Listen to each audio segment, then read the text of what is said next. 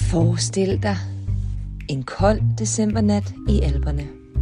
Snefnug daler, vinden hyler gennem bjergene, og mens Sankt Nikolaus gør sig klar til at belønne de artige børn, vågner en anden skikkelsens liv.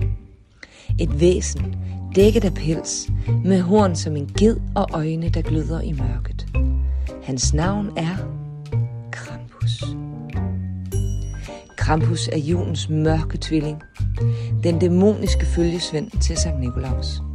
Han er halv dæmon, halv ged og helt uhyggelig.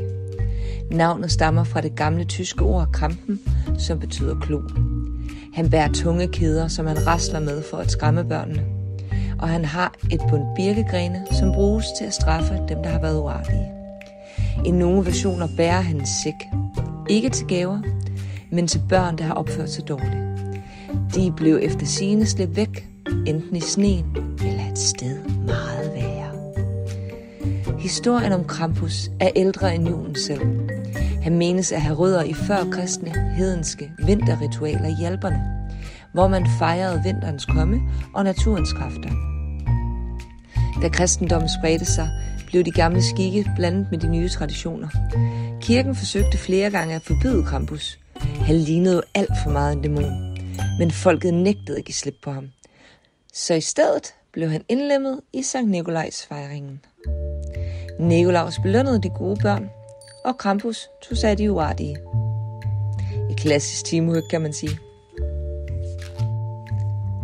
Den 5. december fejres Krampusnacht, Krampusnatten. I Østrig, Sydtyskland og Tyrol vandrer mænd klædt ud som Krampus gennem gaderne i store parader, kaldet Krampuslauf, Krampusløb.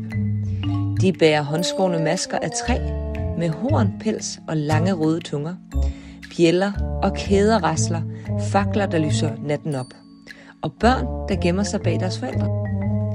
I gamle dage gik Nikolaus og Krampus fra hus til hus. Nikolaus delte gaver ud til de artige, mens Krampus knurrede truende af de frække. I dag er paraderne mere festlige. En blanding af skræk, tradition og lidt sort humor. Krampus er ikke bare et skræmmebillede.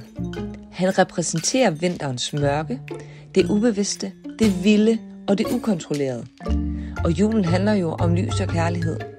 Men Krampus minder os om, at lyset kun kan findes, fordi mørket eksisterer. I dag lever traditionerne videre. Ikke kun i Alperne, men også i USA og Nordeuropa, hvor folk holder Krampusfester og parader. Han er blevet et kulturelt ikon.